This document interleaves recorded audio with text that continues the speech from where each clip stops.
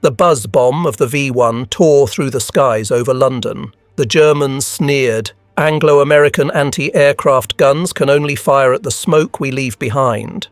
But then, in the blink of an eye, a missile that hadn't yet reached the street detonated into a ball of flame in midair. From that moment, the German smiles turned into a waking nightmare. London, summer 1944. Air raid sirens wailed through the night, tearing millions of people from their sleep. In the black sky, there were no longer formations of Heinkels or Dorniers from the Blitz of 1940 to 1941. Instead, there came a new, more chilling and haunting sound. The steady, metallic rasp of the buzz bomb, produced by the pulse jet of Hitler's weapon christened Vergeltungswaffe 1, the weapon of vengeance number 1. 1, or simply the V-1. The first V-1 plunged into London on the night of June 13th. It screamed for a moment and then abruptly fell silent, leaving behind a lethal hush. In an instant, a Bethnal Green neighbourhood erupted in a fireball, 6 people killed. Yet that was only the beginning of a new nightmare unfolding. In the bunkers beneath Berlin, many German officers laughed when field reports came in. Some said to one another, "The British-American anti-aircraft guns are just wasting ammunition. Our missiles fly like thunder. No radar can track them, no gun can touch them. They'll fall like rain on the Anglo-Saxons." The Völkischer Beobachter even printed a mocking commentary. "The Americans are good at making refrigerators and razors, and the British only know how to cling to their island. They will not be able to stand against the mighty V-1 rockets of ours." But that derision was not merely invented bravado, it was grounded in a bitter truth. During the first week, the anti-aircraft defences around London, which had been upgraded with more advanced radar, the electromechanical M9 predictor, and hundreds of British 3.7-inch and American 90mm guns, shot down only 24% of the V-1s. In other words, 3 out of every 4 still reached the city. That was enough to sow death across residential areas. Each morning, Londoners emerged from shelters and stepped onto streets of rubble, watching smoke still rising from cratered blast pits. They heard the V-1 at a distance like a funeral march. While its engine droned, they had a sliver of time to seek cover. But when that sound abruptly stopped, the listener's heart stopped too. There was nothing to do but pray, because the next second would almost certainly be a cataclysmic explosion. At a launch site near Calais, a city in France, Lieutenant Hans Krüger of the Luftwaffe stood on the catapult, watching V-1s being winched into place on their rails. He felt proud. This is the technology of the future. No pilots needed, no training to lose, just steel and fuel. Each missile costs far less than a bomber, yet the destructive power is terrifying. Can the Americans produce more than we can? Number. Can they shoot them down? Even less so, Krüger remembered the brutal days of the Blitz, when thousands of German aircraft struck London, but thousands of pilots never returned. Now, the V-1 was the answer. "We don't have to risk pilots' lives anymore," he told his comrades. "Our rockets will destroy the enemy without costing a single drop of blood." He believed that technological warfare would save Germany, that this weapon would drive the British and Americans to their knees in despair. With that conviction, Krüger's mouth curved into a bright smile. Meanwhile in London, the mood among the people was the exact opposite. In an air raid shelter under a Chelsea street, a young mother named Eleanor clutched her 2 children. Every time the sirens screamed, she hurried them down to the shelter and sat among dozens of strangers in the stifling dark. Hushed voices trembled.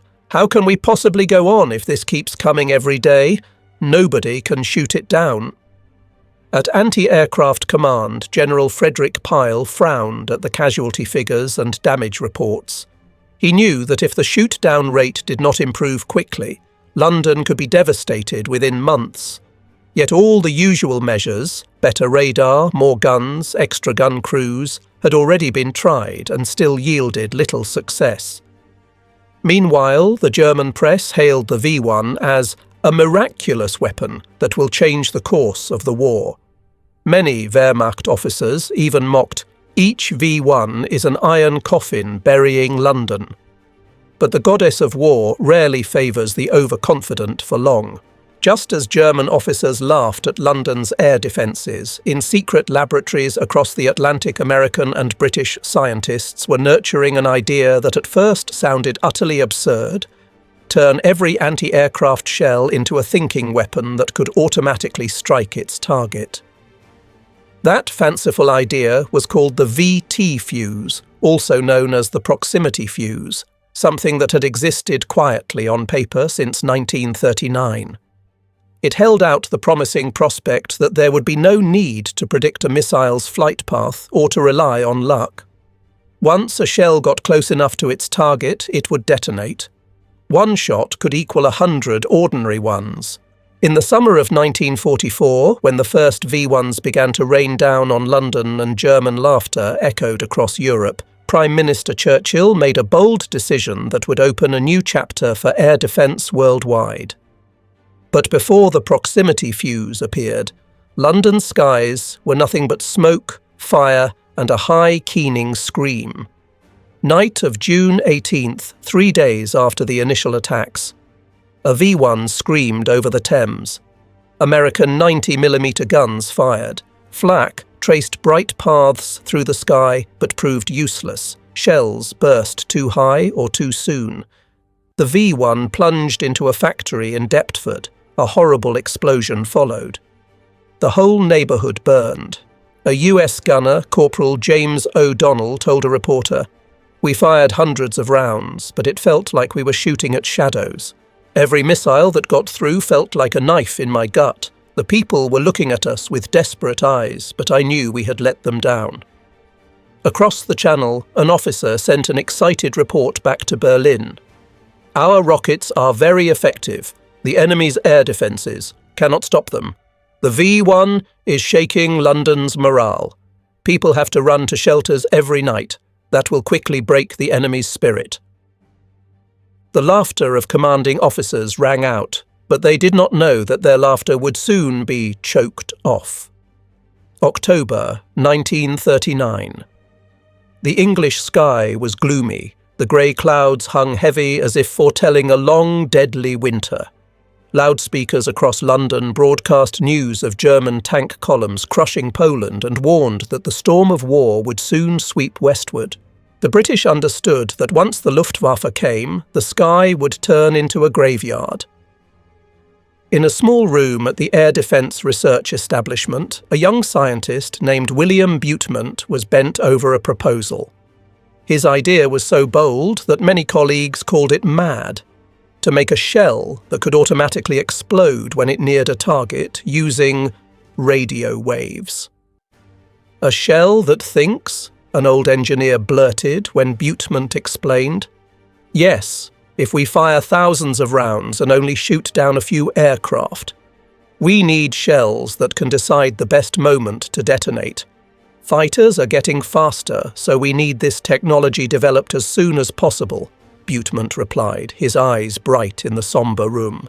But the problem was immediate and obvious. How could a radio system, fragile and sophisticated, survive being fired from an anti-aircraft gun, enduring accelerations of 20,000 times gravity and spinning at 30,000 revolutions per minute? Many laughed. "You plan to fire the whole laboratory into the sky?" Still, the mad idea would not go away. It was tested on small rockets fired at barrage balloons. The results showed that the concept worked only on paper. In real tests, it did not. The technology of 1939 was not yet up to making the young scientist's vision a reality. Britain lacked not only the technology, but also the time. The bombs that fell on Warsaw, the jackbooted march across Europe. It all felt like an hourglass turned backward. Prime Minister Churchill understood that if London did not hold, Britain itself could fall to the fascist hordes. Then a daring thought was raised in the cabinet. share their most closely guarded military secret with the United States, a country not yet at war. It was a gamble like no other. September 6, 1940, Halifax, Nova Scotia. The ship Duchess of Richmond docked, carrying a delegation of scientists led by Sir Henry Tizard. They brought with them a black steel trunk, padlocked and heavy. Inside was everything left to keep Britain from being crushed: a radar blueprint, a jet engine, high-explosive technology, and a small file labelled Proximity Fuse. They called it the Tizard Mission. It was a top-secret, audacious gamble that many members of Parliament bitterly opposed. "We are handing over all our military secrets to America," they cried. Tizard's reply was terse: "Either we share and live, or we cling to it, and all of us go to the grave." On September 12th, in Washington, D.C., in a conference room overlooking Connecticut Avenue, one of World War II's pivotal moments took place. Across the table, British physicist John Cockcroft opened a presentation on research into the proximity fuse. He described the dream of an intelligent shell, one that could detonate when it came near an enemy aircraft. Opposite him sat an American who, though still relatively young, already had a streak of grey in his hair, Merle Tuve, 39, from South Dakota.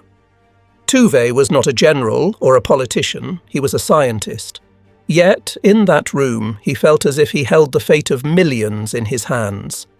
Only a month earlier, he had been at home listening to the radio with his wife, hearing reporters describe the mutilated bodies pulled from the rubble in London after a bombing.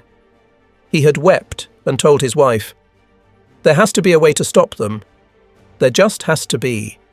Now the chance was on the table. Cockcroft laid out scattered designs and tangled figures and looked at Tuve. "With current technology, we cannot realize these ideas. But America might. Only you have the industry and manpower to do it. If we fail, the fascists will occupy all of Europe, and God only knows whether America will be next." In that moment, Tuve realized this was no ordinary science project. It was a nation's plea for help. When the meeting ended, Tizard and Cockcroft left the Wardman Park Hotel with tense faces. Tuve remained behind, staring at the file. He knew he had just accepted a mad mission to make the impossible real and to do it faster than any project before. He muttered to himself, "We have to do it. If not, London will burn December 1940. An old mansion at 5241 Broad Branch Road in Washington, D.C. was converted into a secret research centre. Doors were locked, guards posted around the clock. Locals saw only convoys of cars carrying the doctors in and out.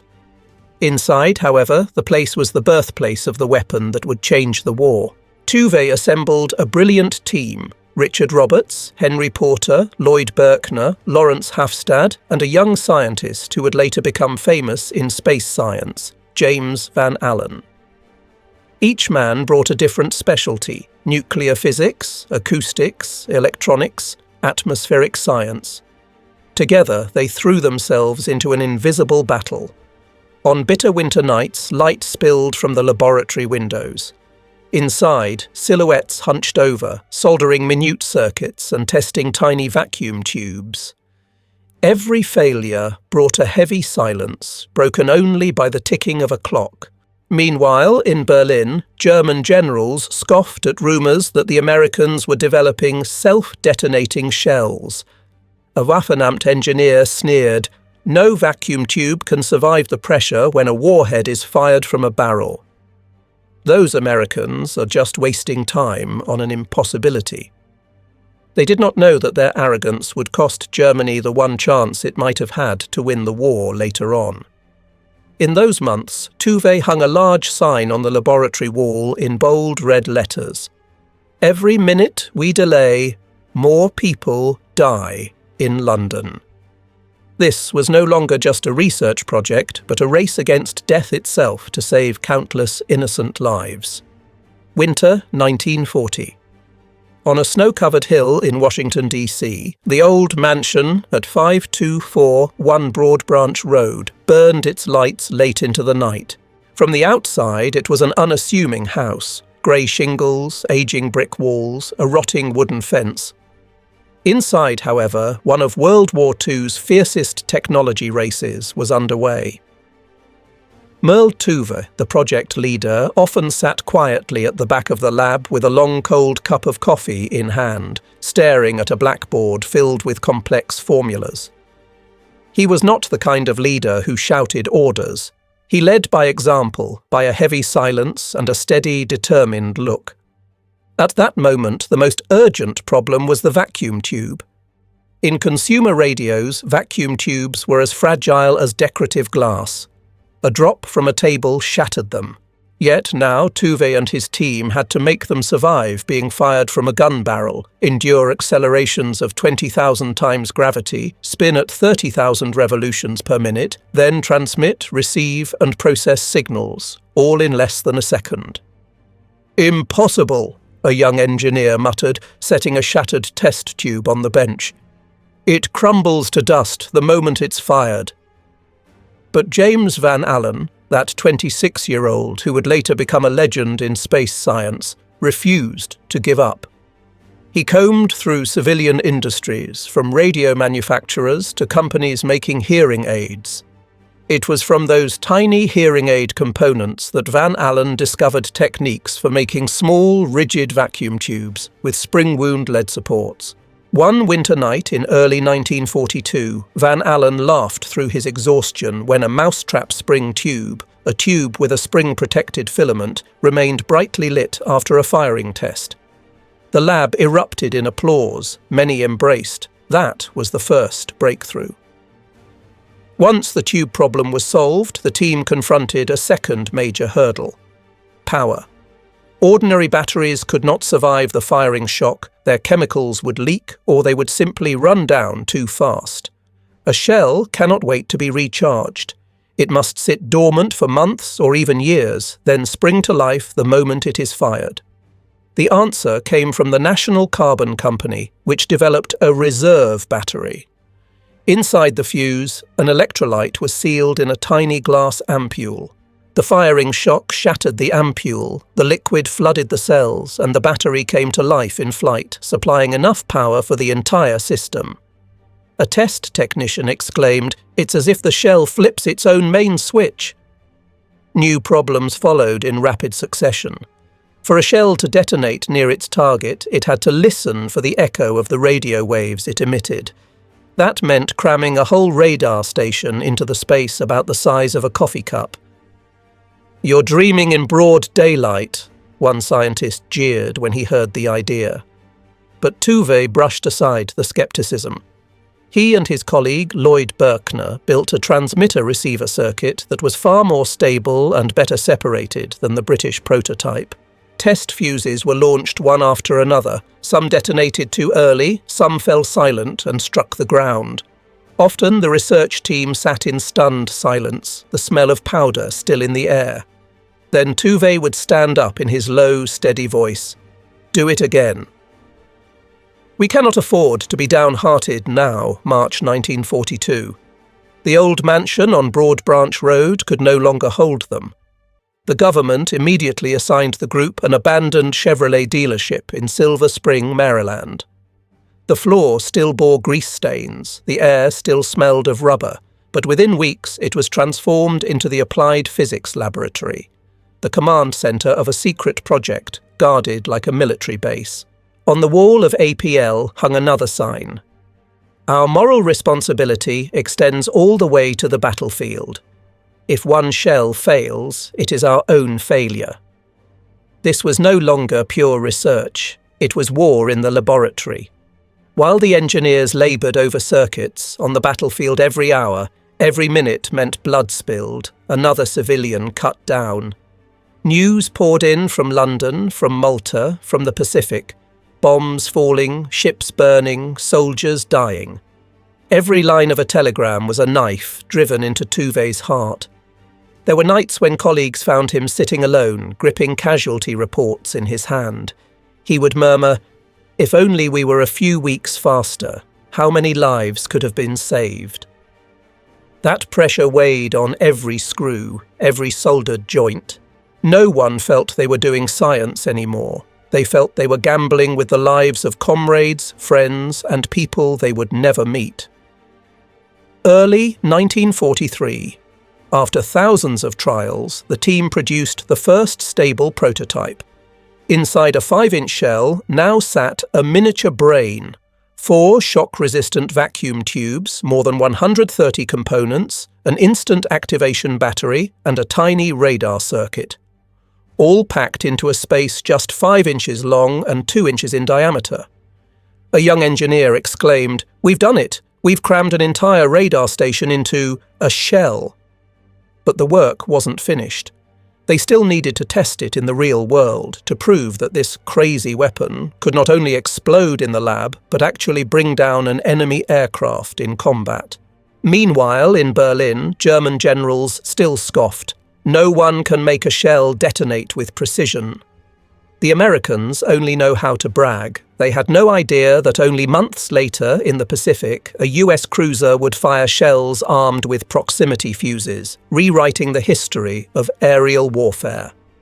Dawn, January 1943. On the calm waters near Guadalcanal, the cruiser USS Helena cut through the waves, her grey paint glinting in the Pacific sun. No one aboard knew that within minutes they would become witnesses to one of the great turning points in the history of war. In the shell room below, Gunner James "Red" Cochrane looked at the rounds marked with a green band around their casings. He brushed his fingers across the paint and whispered, "They told me these are special shells. Shells that can think. Is that for real or just a joke?" The gun crew's commander shook his head. "Orders are orders. Load and fire. Whether they can think or not, we'll find out soon enough." Helena's radar reported contacts, 4 Japanese planes inbound. Val dive bombers, infamous for their deadly precision. The shrill wail of general quarters echoed through the ship. Sailors scrambled to their stations, sweat breaking cold despite the stiff ocean wind. Against the clear blue sky, black specks appeared, growing larger by the second. The engines of the Type 99 Vals roared, that shriek of steel which had haunted American ships for 2 long years. Normally, this scene meant despair. Fire as many rounds as you want, you were lucky to bring one down, and you just prayed the rest didn't slam into your own deck. But today, the green-banded shells were ready. Range 8,000 yards, closing fast, the fire control officer's voice barked through the sound-powered phones. Cochrane roared, "Fire!" The 5-inch guns thundered, the green-banded shells streaking skyward, leaving fiery trails behind them. They tore toward the Vals. For an instant, no one dared breathe. Nothing happened. The shells sailed on, past the enemy planes, and vanished. Cochrane clenched his teeth. Worthless again? Second salvo. This time the range was shorter. One shell passed just off the nose of the lead Val, coming within a few dozen yards. And then, boom! A fireball erupted in midair, not striking the plane directly but detonating at the perfect distance. Hundreds of steel fragments hissed outward, shrieking like a swarm of killer bees. The Val's wing shredded, its engine burst into flame, and the whole plane spun out of control before plunging into the sea. On Helena's deck, the cheers of sailors erupted like a second explosion. Cochrane stared, stunned. Good God, that shell never even hit the damn plane. The 3 remaining Vals panicked, scattering apart. But Helena's guns kept swinging, cold and relentless. Another shell burst beneath the belly of the second Val. Flames engulfed it instantly. The Japanese pilot never had a chance. The plane disintegrated into burning fragments that rained across the ocean. The third was torn open when fragments ripped through its fuel tank, turning it into a giant fireball before it could dive. The last pilot tried to flee, banking hard, but Helena's gunners showed no mercy. The 12th round detonated less than 20 yards away. The plane shuddered violently, broke apart midair and plunged into the waves.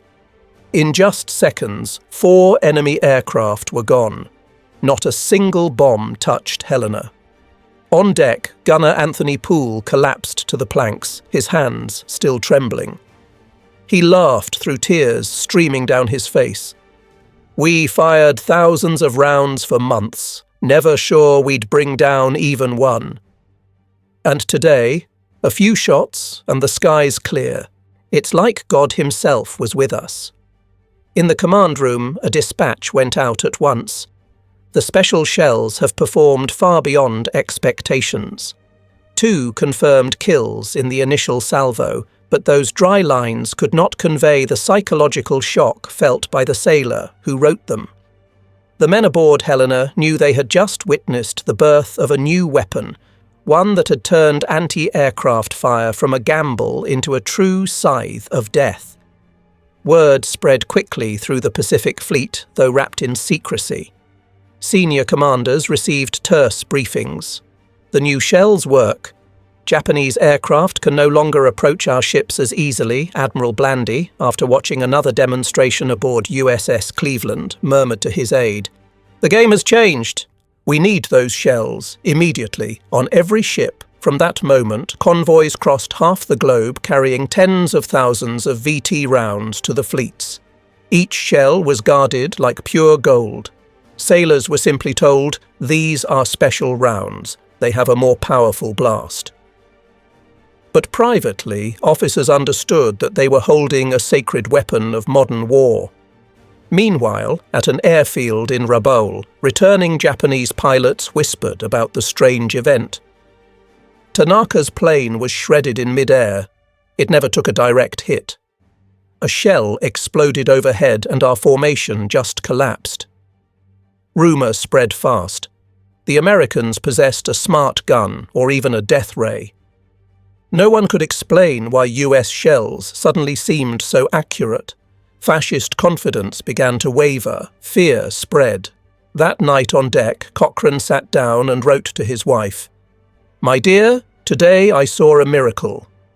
A shell merely came near a plane, detonated, and brought it down. You won't understand, but for us it means life. From now on, when we sail out, I believe I have a better chance of coming home."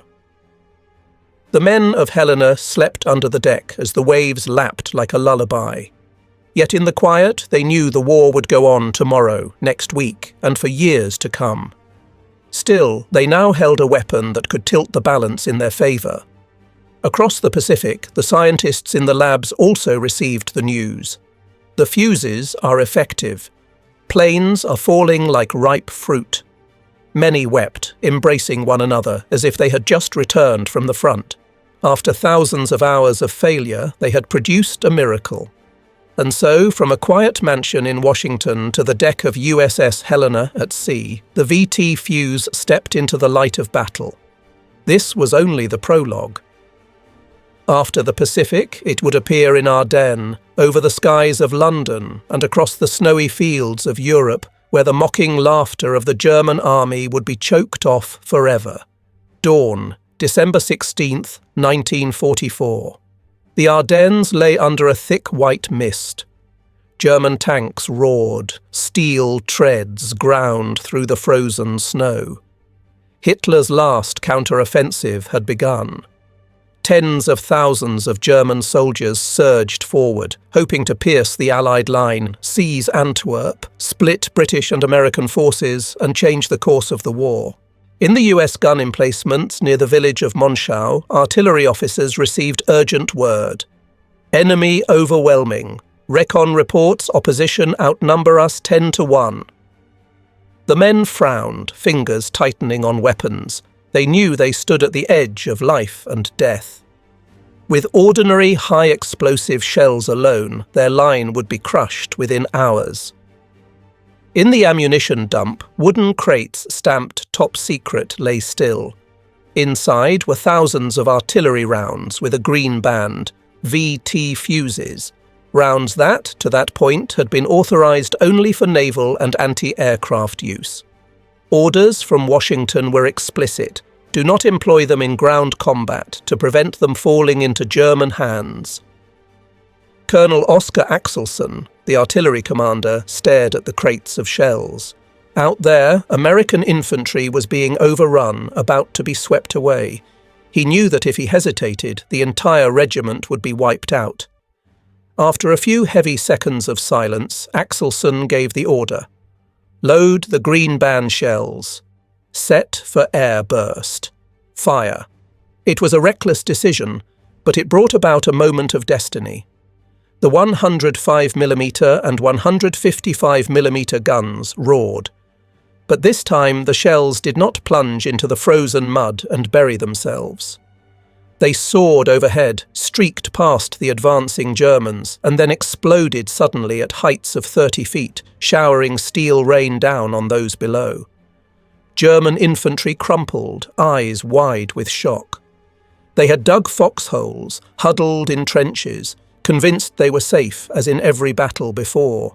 But now the fragments didn't skim across the ground, they slashed downward from the sky. Trenches, dugouts and bunkers became tombs. A German sergeant screamed in the chaos, "The shells from the sky are killing us!" Within 3 minutes, a battalion of more than 700 German soldiers was torn apart. Survivors staggered back in retreat, muttering the same broken phrase, "There's nowhere left to hide." Those who fled into the woods, thinking the trees might shelter them, met an even worse fate. The next salvo detonated in the treetops. Shards of steel mixed with splinters and broken branches, cascading down like rain. In an instant, the forest became an inferno of fire and iron. Lieutenant Richard Ralston, an American forward observer, wrote, "We fired the first salvo and watched an entire German company disintegrate. Those who ran into the forest, we fired again. The woods lit up like fireworks, but the screams inside were straight from hell." German veterans who had survived Stalingrad and Normandy now trembled, their faces pale. They had never faced artillery like this. It didn't need a direct hit to annihilate everything. Feldwebel Otto Hartmann of the 12th Volksgrenadier Division, after being captured, admitted during interrogation, "We dug foxholes, but the shells exploded over our heads. We ran into the forest, the shells exploded in the trees. Nowhere was safe. Many around me shouted, 'The Americans have the devil's weapon.' Whole platoons vanished after a single barrage. Rumours swept through the German ranks. The Americans possessed a smart bomb that could choose its targets. Nearly half the men refused to advance. Others moved forward, paralysed with fear. On December 19th, General Eisenhower cabled Washington, "The new artillery shells are performing superbly. Request authorization for use of VT fuses on the entire front." 2 days later, approval came. From then on, every US artillery unit in the Ardennes loaded green band shells. Patton, with his trademark flair, wrote to the Pentagon, "The new shells with the odd fuses are weapons of destruction." Last night we fired at a German battalion crossing the river. After the count, more than 700 dead lay behind. Survivors surrendered on the spot. I've never seen anything so effective. In the frozen Ardennes, the sky glowed with thousands of shells bursting mid-air. American troops who had been driven back suddenly felt confidence return. "The sky is on our side," one gunner said.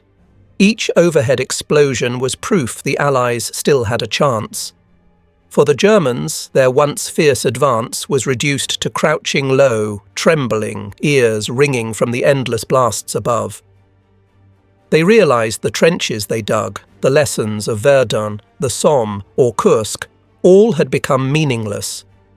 Before Ardennes, German officers had sneered that Anglo-American flak was helpless against the V-1, that American artillery wasted shells.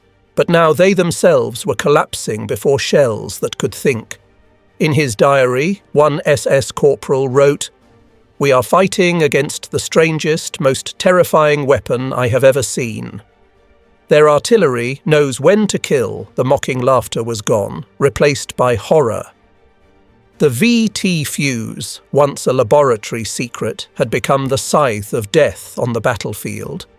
It turned the Ardennes into the grave of Hitler's last hope, and from that moment war would never be the same. Now let us return to that fateful night of June 13th, 1944, when the V-1 rockets first went into action and devastated London. The next day, and the day after that, the mechanical drone of that weapon of destruction still filled the skies above the city. One night, a young mother named Eleanor led her 2 children down into a shelter in Chelsea. Her son whispered, "Mum, that iron bee is so loud. Will it find us?" Eleanor held him tight, but gave no answer. She knew no shelter was deep enough if the bomb happened to fall in the right place. Amid the grim reports piling in on June 15th inside the room at 10 Downing Street, Winston Churchill made his decision. He ordered the use of the new shells. His security advisors protested at once. "The risk is too great, sir. If even one round lands intact in German hands, they'll decode it and copy it at once." Churchill sat in silence, drawing on his cigar, staring out the window at the rows of scorched houses still smouldering. Then he spoke firmly. "We have no choice. Better to risk the enemy learning of it than to let London be erased. Bring the new shells into action immediately. That order was a gamble with life and death, and the only hope left for Londoners." Within days, 500 heavy guns, Britain's 3.7-inch and America's 90mm, were emplaced in a ring around the capital. SCR 584 radar linked to the M9 electromechanical computer guided each salvo. But the decisive weapon lay within the shell itself, the green-banded VT fuse, now officially committed to battle. By the last 2 weeks of June, Londoners began to notice something different. Explosions now echoed high above. Many V-1s turned into fireballs 10 miles out from the city. The kill rate climbed to 46%. By the 3rd week, 67%. By the 4th, 79%. At RAF Stanmore's command bunker, a young officer named Prudence Hill recalled, "In the first week, we were utterly desperate. The tracking board was covered with markers for V-1s that got through, but day by day, more of those red marks disappeared before they even neared London. I realised something had changed. I cried with relief." On the gun line near Biggin Hill, Sergeant Kenneth Brown of an American anti-aircraft battalion shouted to his crew, "No more guessing where they'll come down. Just get close, and the shell does the rest." He watched a V-1 ripped apart midair, its fiery trail streaking like a meteor. People in the streets below looked up and, for the first time, cheered instead of running. On August 28, 1944, radar tracked 104 V-1s heading for London. Every gun thundered, salvo after salvo of green-banded rounds. When the smoke cleared, 96 were shot down by flak, 4 by RAF fighters. Only 4 got through. London stood almost untouched. From then on, the V-1 was no longer an unstoppable nightmare. Londoners learned to hear the buzz bomb with defiance in their eyes. Each time they saw a fireball erupt in the sky, they clapped their hands in the shelters and shouted, "Got it! We're still alive." In intelligence reports sent back to Berlin, Luftwaffe officers struggled to explain. British air defences have developed a new weapon. V-1s are being destroyed in increasing numbers. Launch sites operate at full capacity, but the results are deteriorating badly. Hitler raged in fury inside his chamber of power. Generals fumbled for explanations. They could no longer mock Anglo-American defences. The V-1, the last great hope of Nazi victory, was slipping away. In the diary of a London girl, one entry read, "Today, when a V-1 burst high above, I saw the fiery fragments fall like a shower of fireworks. I have never before rejoiced at destruction, but this time I smiled so brightly." For the people, every VT shell bursting overhead was like a message from the soldiers guarding them night and day. London will not fall. That summer, the proximity fuse saved tens of thousands of lives. It turned Anglo-American air defence from a joke in German eyes into an impenetrable wall of steel. Winter 1944. On the map of war in Europe, one name stood out above all others: Antwerp.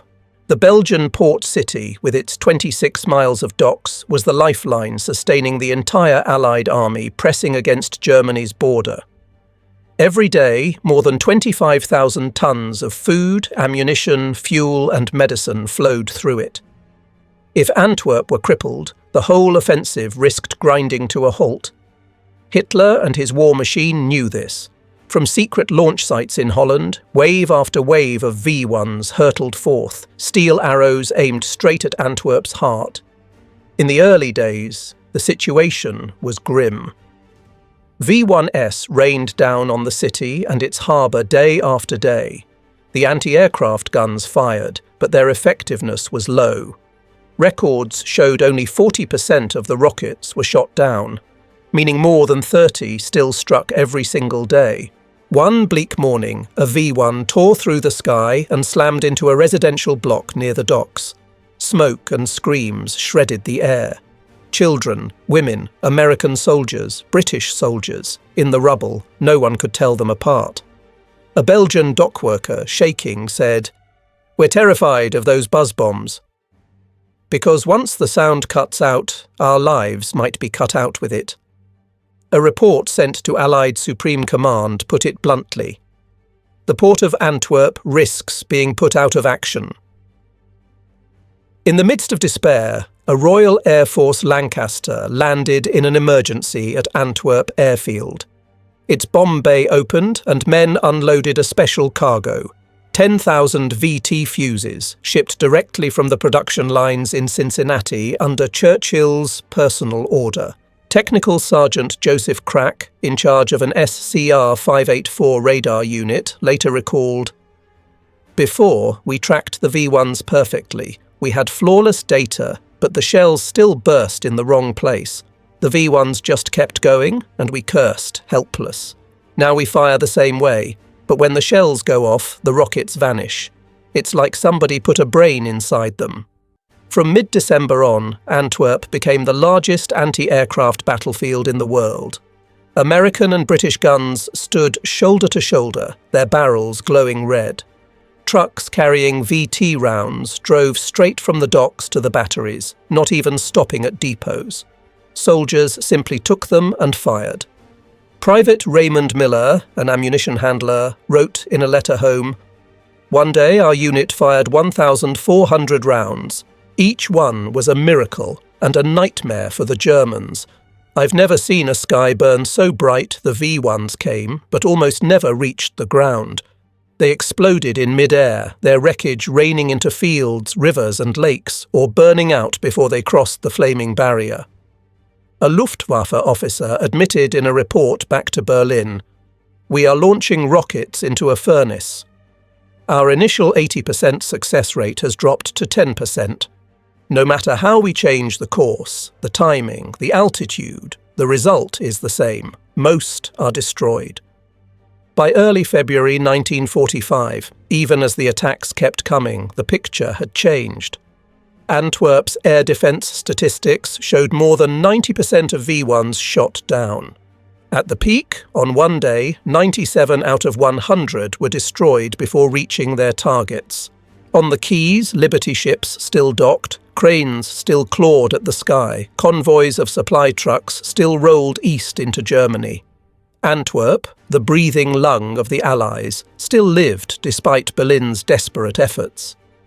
An American officer looked skyward and said quietly, "The Germans threw their war machine at this place, and we've turned it into ashes."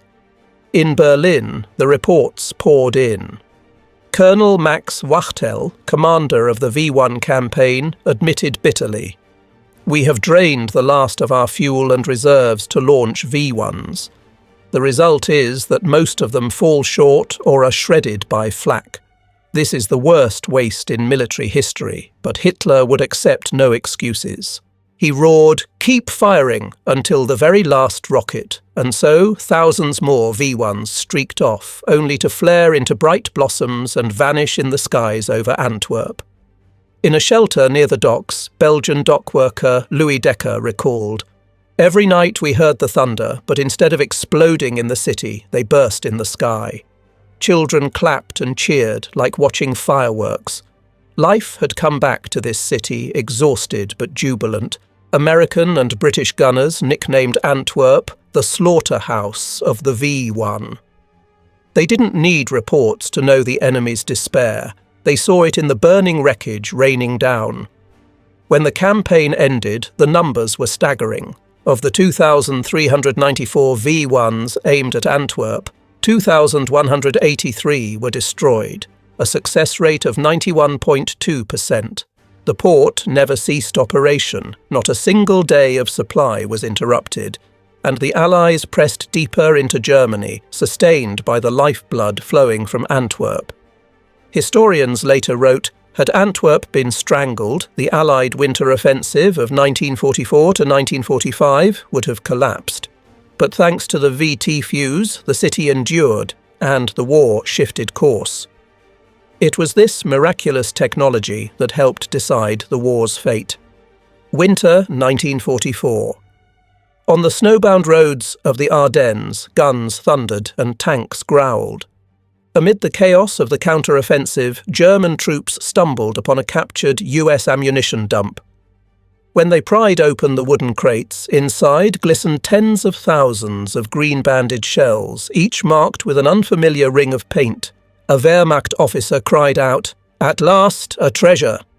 American shells. If we can study these, we might change the course of the war." The crates were quickly hauled to the rear, stamped top secret. Germany's top engineers, from Luftwaffe research institutes to the Waffenamt, were summoned.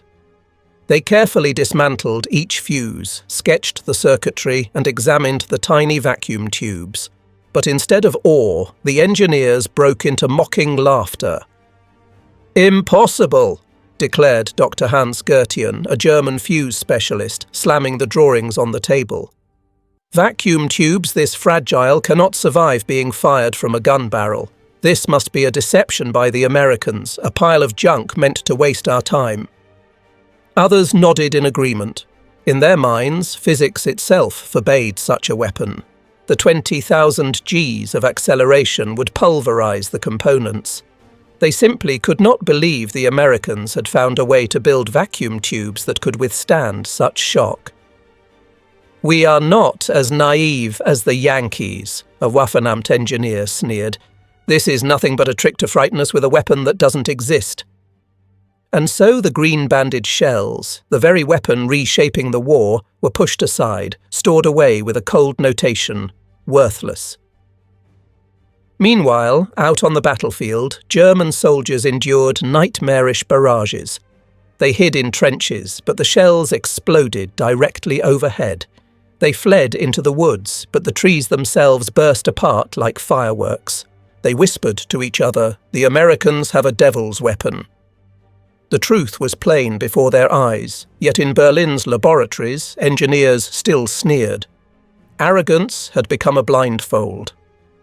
Dr. Werner Rambowski, one of Germany's leading fuse researchers, wrote in a report at the end of 1944, "The Americans may be using a radio fuse, but they cannot possibly produce millions of them. Their industry is not sufficient." He had no idea that across the Atlantic, 87 companies, 110 factories, and 80,000 workers were turning out up to 70,000 VT fuses every day, more than Germany's total monthly output of all types of fuses combined.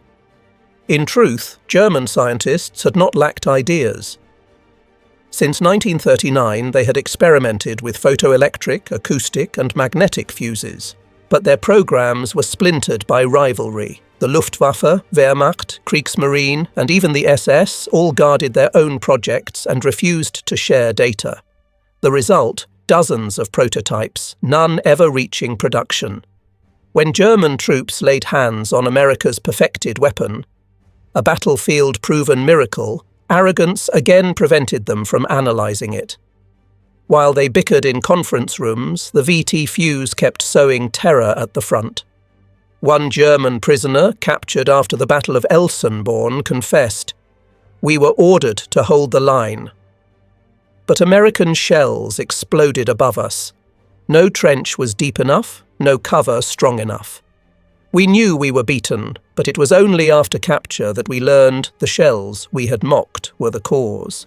I didn't know whether to laugh or cry. Allied officers remarked bitterly, "Germany held the key to saving itself and threw it away because it couldn't believe the truth." In 1945, when American engineers entered abandoned German labs, they found records of dozens of experimental fuses, optical, electric field, acoustic, but all unfinished. One US technical officer exclaimed, "They had stumbled onto the right path to victory and ignored it." Arrogance and division had killed Germany's last chance. The VT fuse, which they once held in their hands but refused to believe in, became the scythe of death cutting through their defences.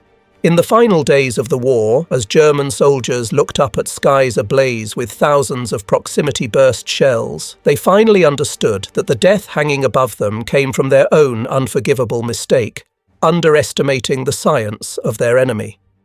And so arrogance became the trap that buried an empire. Spring 1945. The skies over Europe were finally quieter. No more V-1s droning above London, no more nights when Antwerp blazed with fire. But in the minds of those who survived, the memory of the explosions hanging in the air never faded. Eleanor, the young mother who once clutched her children as she ran to a shelter in Chelsea, now sat by her window watching warm sunlight spill across streets lined with victory flags. But when the roar of a truck engine echoed outside, she startled and dropped her teacup. "There are times I think it's the buzz bomb coming back," she whispered to her neighbour. "In my dreams, I still hear that steady drone, then the sudden silence. A second later, the whole world explodes." Her son, grown stronger now, still remembered the shiver that ran through him when a fireball lit the sky instead of the streets.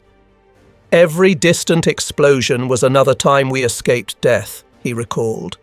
"We clapped and cheered because we knew even a single rocket reaching the ground was a death sentence for someone." London had been saved, but the scars on its people never truly healed. In a small tavern in New York, Sergeant James O'Donnell, the gunner who once fired at a V-1 near Deptford, drained his beer, eyes red. He told his friends, "We fired thousands of regular shells, and it was useless. I watched V-1s dive into the city, heard the blasts, and knew I had failed. But then the new shells came, and everything changed. We fired into the air, and they did the rest. The V-1s blew apart in the sky, and I heard the Londoners cheer." He paused, his voice dropping low. "But even after that, I carry the burden." Every V-1 that slipped through meant dozens of innocent people died screaming. I lived, but each night I still hear their voices in my dreams. In Cincinnati, Betty Morrison, a thin woman who once soldered components 8 hours a day, only learned the truth after the war. At a reunion of former workers, a film showed VT shells detonating V-1s above London. She broke down in tears. "For 3 years I thought I was just making radios for airplanes. I never dreamed these trembling hands had saved an entire city." Her tears carried pride, but also tragedy. Many of Betty's friends from the factory later died of lung disease, poisoned by the toxic beryllium they inhaled daily. "We all fought the war," she said, "just without carrying rifles." In a POW camp in France, Feldwebel Otto Hartmann, a German officer who had survived a VT barrage in the Ardennes, told his interrogator, "We tried everything to stay alive, but in the end, all we could do was pray." I heard my men screaming in despair. I had never seen fear like that. Hartmann later became a teacher. In his history class, he told his students, You can study tactics and strategy, but remember this: one technology can erase a century of experience. When the war ended, Allied generals heaped praise on the VT fuse. Churchill wrote, "It saved London from destruction." Patton declared, "It won the Battle of the Bulge." But for those who lived it, that praise was only half the truth. In the quiet nights after the war, Britons, Americans and Germans alike all remembered the same sound: explosions hanging in the sky. It was the sound of life and the shadow of death, reminding them that survival came at the cost of others. An American veteran said at a memorial in Antwerp, "We fired thousands of shells, watched V-1s fall like meteors. They called us heroes, but in my heart every explosion still echoes. Not because I pity the enemy, but because I know this technology opened a new door, the door to thinking weapons, the door to a more dangerous world." In the clear blue skies of post-war Europe, no buzz bombs haunted the air. But in the memories of those who lived through it, the V-1 and the VT fuse still returned each night like ghosts unwilling to leave. May 1945. The guns fell silent across Europe. White flags fluttered over the ruins of Berlin, and in Trafalgar Square, Londoners danced through their tears. The war was over. Yet in the echo of smoke and fire, a quiet truth emerged. This victory was not won by blood alone, but also by a strange invention: the VT fuse, the thinking shell. In the dry reports of the US General Staff afterward, one entry read, "More than 25,000 enemy aircraft destroyed or damaged by VT shells. Over 5,000 V-1s shot down before they could devastate cities. Tens of thousands of German soldiers killed in the Ardennes by shells bursting overhead." Those figures equalled hundreds of thousands of Allied lives saved. Eisenhower himself stated bluntly, "Had Germany possessed this weapon 6 months earlier, the Normandy invasion might well have been impossible." Churchill wrote in his memoirs, "The VT fuse was the very thing that saved London from being levelled by the V-1. In Washington, Merle Tuve, the man who had buried himself in the lab for 5 long years, was honoured with a medal personally presented by the President. Yet he only bowed his head without a smile. Colleagues recalled that after the ceremony, Tuve sat alone in a dark room, whispering, "If we had been only a few weeks faster, perhaps many more lives might have been saved." That single sentence revealed the true character of the scientist. They had not only built a weapon, but also shouldered a moral burden, knowing every invention was both a miracle and a death sentence for others. The difference was clear. While Germany and Japan splintered, hoarded, and competed against one another, the Americans and British did the opposite. They stood shoulder to shoulder, sharing everything, even their most guarded military secrets. Tizard carried secrets to Washington. Tuve opened the project to 87 companies, 110 factories, and 80,000 workers. Only a free society built on trust could produce such a miracle. In post-war interrogations, German engineers admitted they had once held tens of thousands of captured American VT shells from the Ardennes, but they laughed them off, refusing to believe vacuum tubes could survive the shock of being fired from a gun barrel. Albert Speer, Hitler's Minister of Armaments, sighed. "We underestimated them.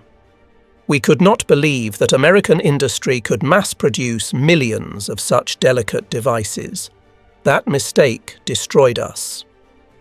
The German laughter, the scorn once heaped on Anglo-American flak for failing to stop the V-1, was silenced.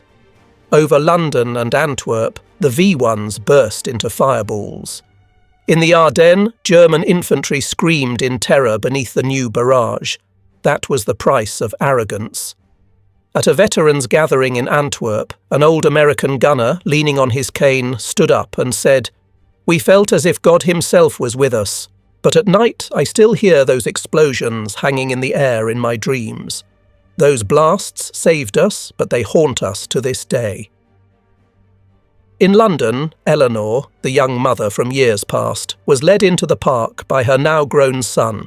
When a civilian plane flew overhead, its engines rumbling, she shuddered for a moment.